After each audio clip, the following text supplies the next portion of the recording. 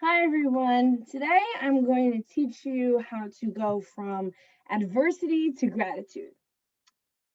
It is hard to dig yourself out of the gutter. How do you feel and act positive when the world around you is throwing punches at you? How do you get out of bed, shower, or clean? It's hard, and I get it. Usually people will say they understand. And sometimes you look at the person and think, no, you really don't. And I get it, I'm like that. However, I am different. I truly understand, and here's how. My name is Mishael Richardson. I am 17 years old, and in my short lifespan, I have encountered a lot of things that normally adults have to go through. I've learned lessons that most people learn at 50, or maybe have not even learned it yet at 50. And this is not me being a Debbie Downer, but I'm going to share with you a little bit of my life story. When I was one, my father died due to a short battle with leukemia. My mother remarried to a man, and he was emotionally abusive and almost physical at times. I moved from my hometown when I was just shy of 11. A week later, my sister became pregnant with my niece Jordan, and the man that raised me walked out on us days later. Not long after that, I planned my first suicide attempt. I moved in the summer, so eventually I started my new school where I'm at now, and I was bullied by my first crush, which completely shattered my self esteem. I completely lost myself. But I rebuilt myself. And after my nephew Jeremiah was born.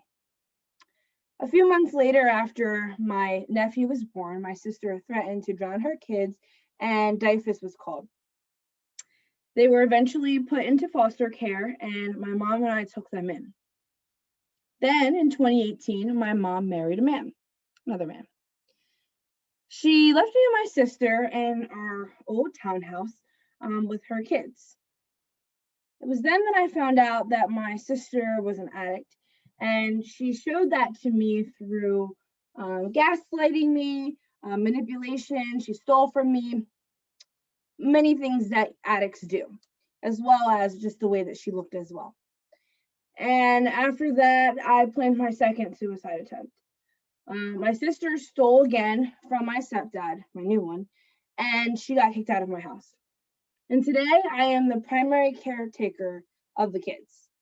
And I'm not relishing in my teenage years as I should be.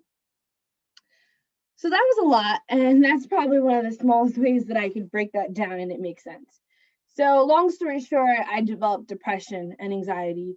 I was suicidal. I had so many mood swings. It was crazy. And I practically lived in my high school's guidance office to get me through the day. Now I stand before you still fragmented, but I am not broken, and I have the strength to get out of bed and make it through the day without having a mental breakdown. So, how can you make this you? How can you go from wanting to take your last breath to wanting to survive and blossom? Some might say medication, and trust me, I've been there too. Between Prozac and a mood stabilizer mixed with a little bit of therapy, that didn't work for me. Personally, I did three things. First, I had a spiritual awakening slash rebirth. I grew up in a strict Baptist household, and I won't lie, I felt very far away from the man upstairs. But one day, I didn't know what to do. I was so distraught. I was so tired. I was done with this life that I had here on earth. And I did the one thing that my mom always told me to do when I was growing up, and I prayed. And so I did, and I went back into reading my Bible, reading my devotionals, listening to gospel music, and constantly listening to sermons, trying to get the Lord's word. I got saved. My spiritual birthday is February 18th, and it was one of the best things that has ever happened to me. I don't say this to shove religion down your throat. I hate people like that. But if you are spiritual, and you're a spiritual person, or maybe you were raised in a religious household like me and fell off, it could be something to look into. Second, and now for a little bit more interesting stuff, positivity. And that sounds so cliche, and I understand that. And I was one of those people that thought that as well. But trust me when I say it works. I started by listening to cheerful music. I am a sucker for a good heartbreaking playlist, but I cut it out. I changed the background on my phone from the darkness that it was and like some sad stuff to inspirational quotes.